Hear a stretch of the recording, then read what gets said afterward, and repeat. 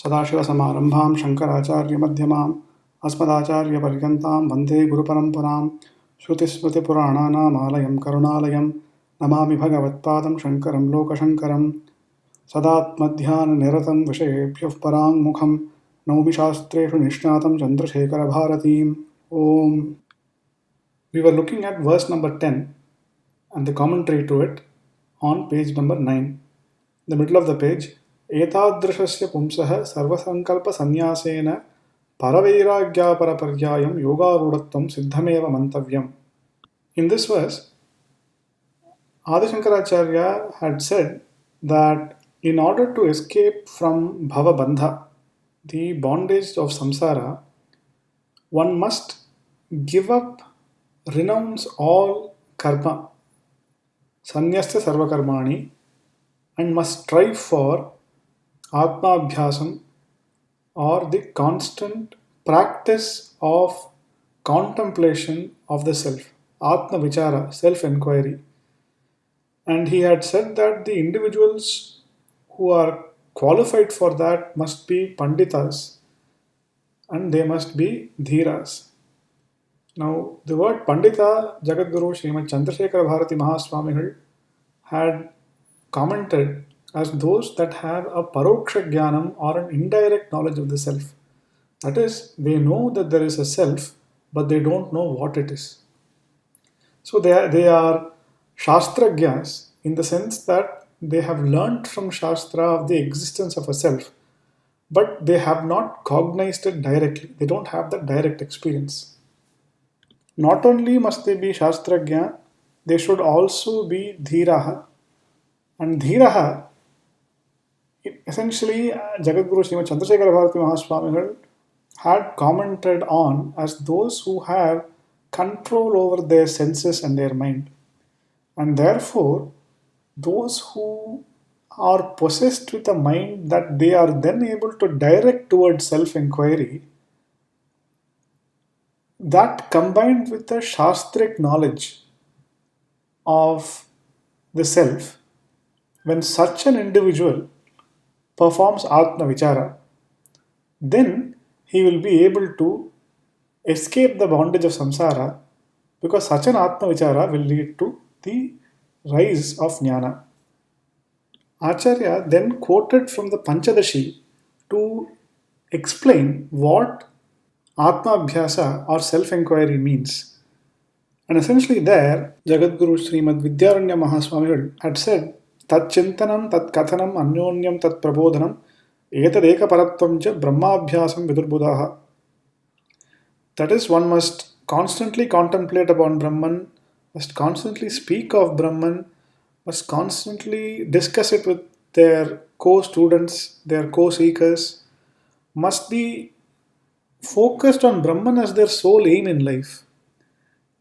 That is called Brahmabhyasam or self-inquiry. And then he had gone on to discuss the nature of Nididhyasanam, which is a very beautiful definition.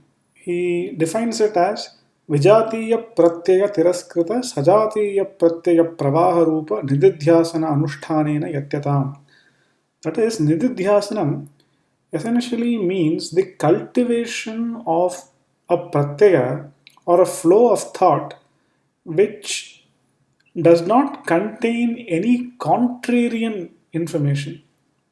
And by contrarian information is anything which is contrary to the teaching of the Shruti about the nature of the Atma. The Shruti says that you, the self, are immortal, you are without limits, you are beyond hunger and thirst, you are the nature of consciousness. Whereas in daily life, we feel that we are hungry, we are thirsty, we are limited, we are in trouble, we are tall, fat, short, blind. All those non self's attributes we take upon ourselves. So, in Nididhyasanam, one carefully avoids those contrarian thoughts and cultivates those thoughts, encourages those thoughts which are in the direction of what the Shruti is teaching. That I am immortal, I am limitless, I am the nature of consciousness, I am the nature of bliss. that the world is an appearance in me. I am not something which appears in the world, etc. etc. After that, we looked at the sentence today. एतादृशस्य पुंसः सर्वसङ्कल्पसन्न्यासेन परवैराग्यापरपर्यायं योगारूढत्वं सिद्धमेव मन्तव्यम्. So, एतादृशस्य पुंसः, that is such an individual, such a person who has renounced all karmas, who is a pandita, who has a shastric knowledge of the self, is a shastragya, who is a dhira, whose intellect is firmly in his control, who is constantly engaged in atmabhyasam. Such a person, sarva sankalpa sanyasena, by the renunciation of the sankalpa or even the motivation for action, paravairagya paraparyayam yoga rudatvam. Yoga rudatvam, which is synonymous with absolute detachment, siddhameva mantavyam, it must be understood that for such a person, yoga rudatvam is attained certainly. This definition of yoga rudatvam or paravairagya aparaparyayam occurred in the previous verse also. The same definition is repeated here. Now, here it was said that in order to gain the knowledge of the self and escape the bondage of samsara, it is necessary for one to give up action, the desires that motivate the action, and therefore Sarvakarma Sannyasa was prescribed for those who are interested in the Jnana Marga. Now, the Acharya raises a potential objection in this case. Now, in the Karmakanda, there are various prescriptions that have been given that say that one must perform various Vaidika and Smartha karma, Shrauta Smartha karma, that is Vedic rituals that have been outlined in the Shruti, the Vedas, and the Smritis.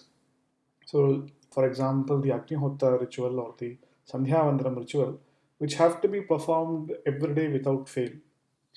And there are specific Shruti injunctions which say that as long as one is alive, one must perform these rituals. So, if the view of Advaita is that moksha is only possible through jnana, which must be preceded by sarvakarma sannyasa or the renunciation of all karma, that would directly contradict the injunctions of the scriptures. So, therefore, what the Advaitins are saying is contrarian to the view of the Karmakanda.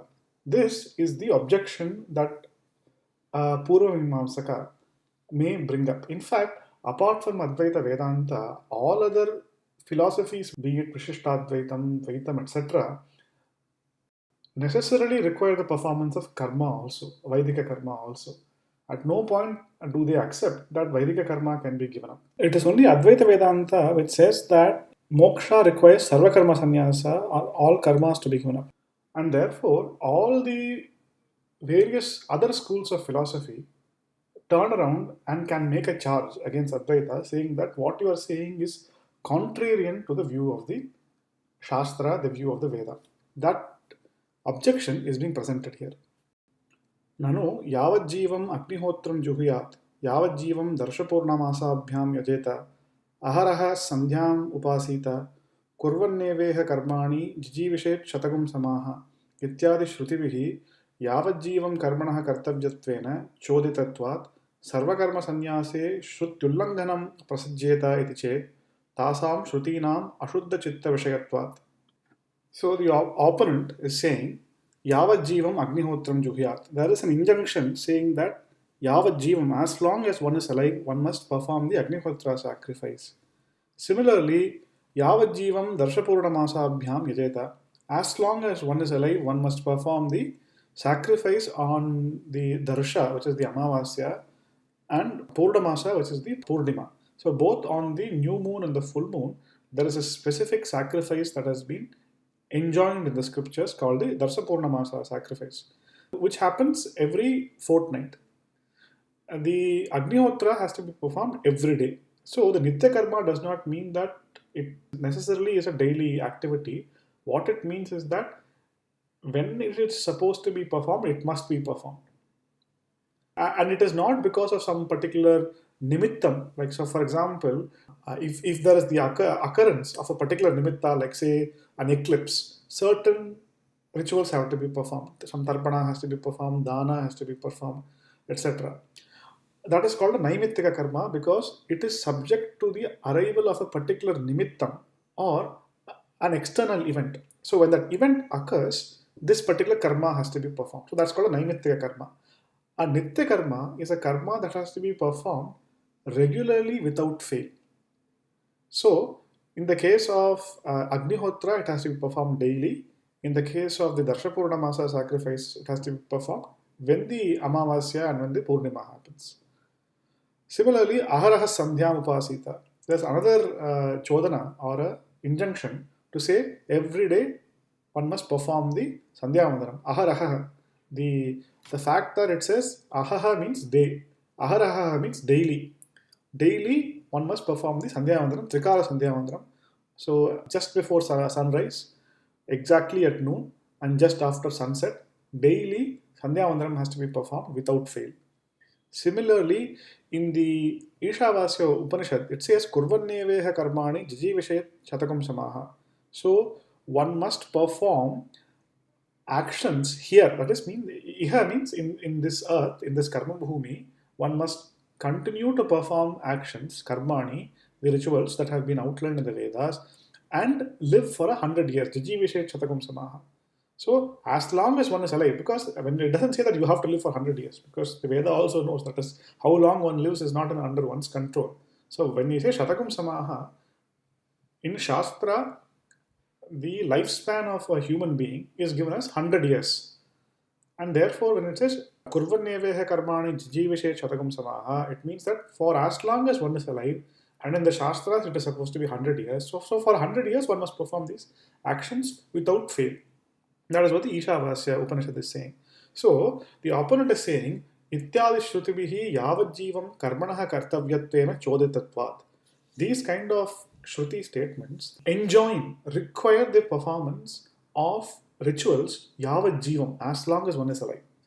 And therefore, Sarvakarma Sanyase Shrutullanganam Prasajjeta. So, if the Advaita Vedantin says that one must give up all karma, Sarvakarma Sanyasa, then it will lead to Shrutullanganam. It would lead to contradicting or refusing to follow the instructions of the Shruti.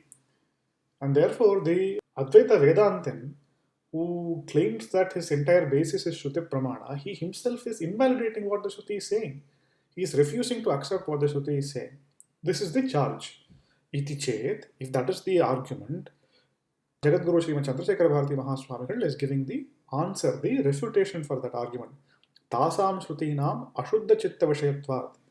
Those Shrutis are directed to individuals who are not ready to enter Jnanam yet. They are meant for those with Ashuddha Chittam, that is, those with impure minds. And by implication, impure minds means those who have not elevated their minds to pursue Jnana Marga. The unique feature of Sanatana Dharma is Adhikari Bhedam. That is, the Shruti recognizes that there are candidates of different intellectual, spiritual capability and maturity. Therefore, it does not propose a one size fits all policy. That is why you have Varnashrama Bheda. That is why you have Jnanakanda, Karmakanda Bheda.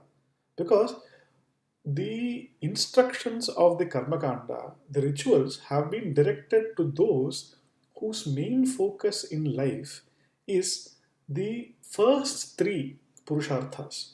It is Dharma, Artha, and Kama. Those who desire those three Purusharthas for their benefit, the Shruti is enjoining various rituals which will lead to the performer earning dharma, earning artha, earning kama, meaning they achieve their desires, they earn wealth, they accrue punya by the performance of these rituals. So, if someone wants these things, three things, they have to perform. However, those whose entire focus is on moksha, liberation and liberation alone, who have changed their worldview such that their only motivation in life is liberation, for them, the Shruti does not enjoin the performance of Agnihotra ritual or Sandhya Vandanam or any such ritual. Now, we have to be very careful here. Now, we are not saying that every individual who is in the Jnana Marga must give up all these rituals immediately when he wants to start the Jnana Marga. And the reason for that is because even amongst the students who are in Jnana Marga, there is a difference. Some people are so spiritually advanced that they can survive without performing rituals at all.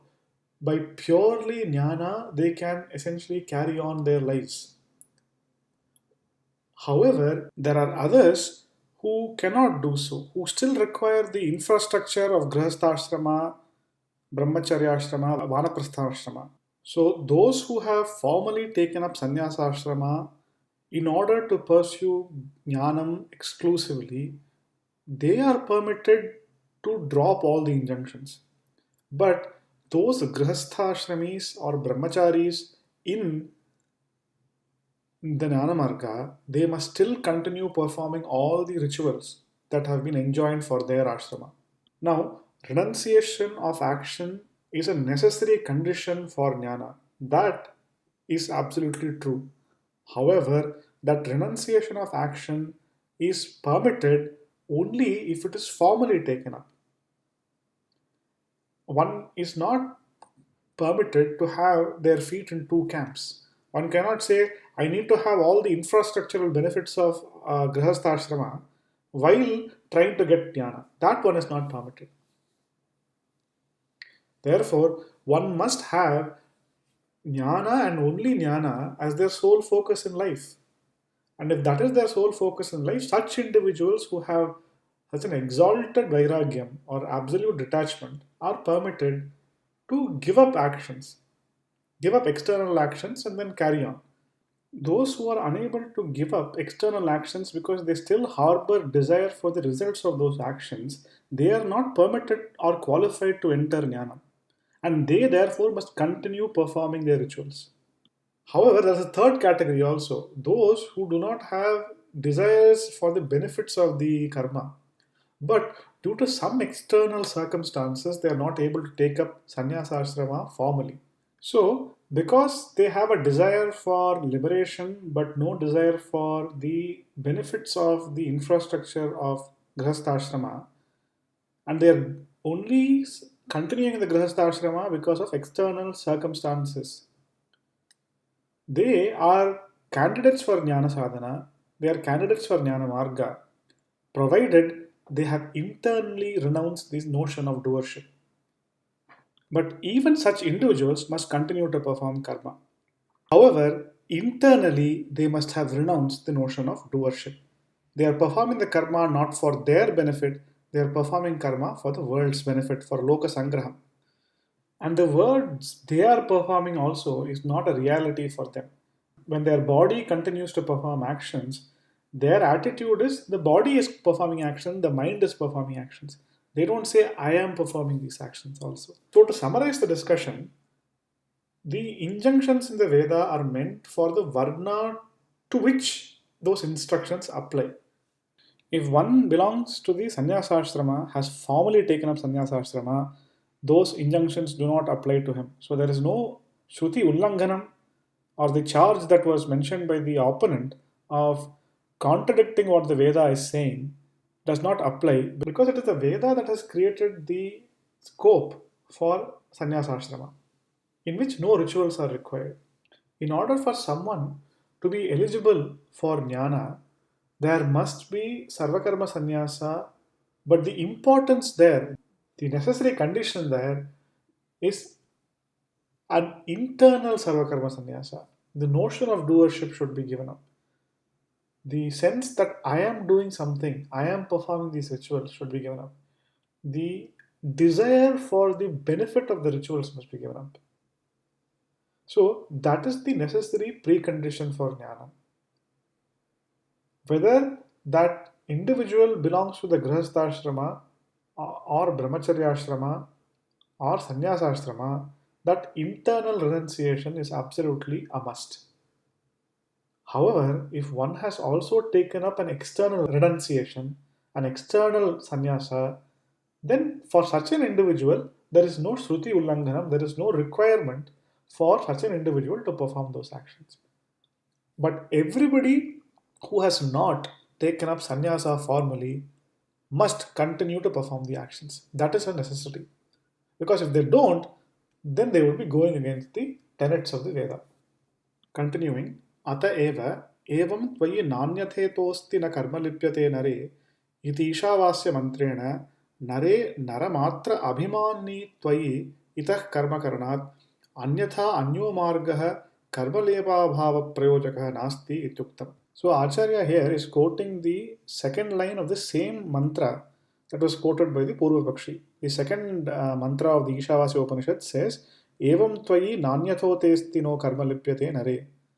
So Acharya is saying, by nara or man, what is meant is a nara abhimani, the individual who considers himself to be a man, that is, he who does not know that he is the self, or an ignorant individual. For him, there is no other option but to perform karma. So the pravritti marga is absolutely necessary for such an individual.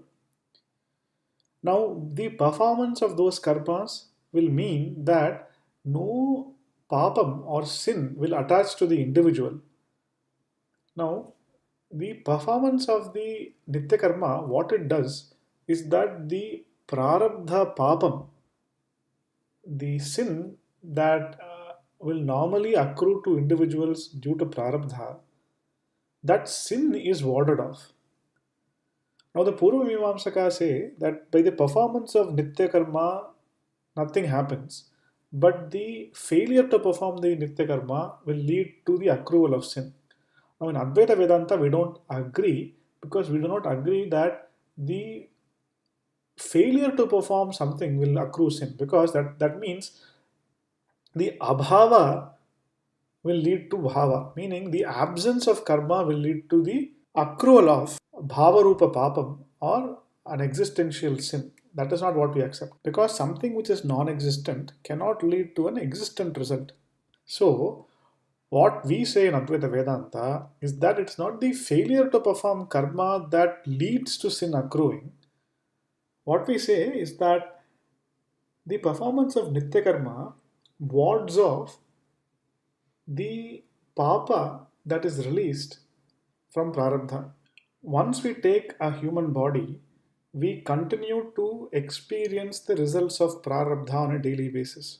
Those results can be good if it's a punya, and those results can be bad if papa results are being faced.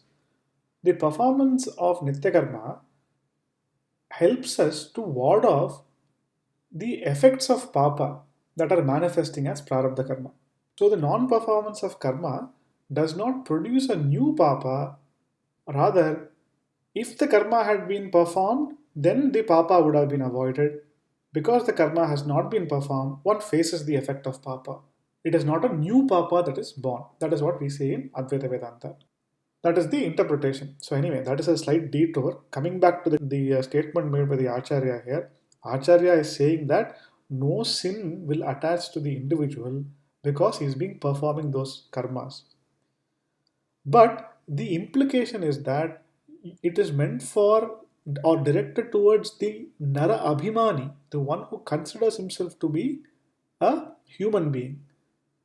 That is one who does not have knowledge of the self. So the Kurvanneveha Karmani Jijivishet Chatakum Samaha of the first line of the mantra is directed to a Nara, an individual who considers himself to be a human being, and not to a Jnani who knows that he is the Atma, that is beyond action.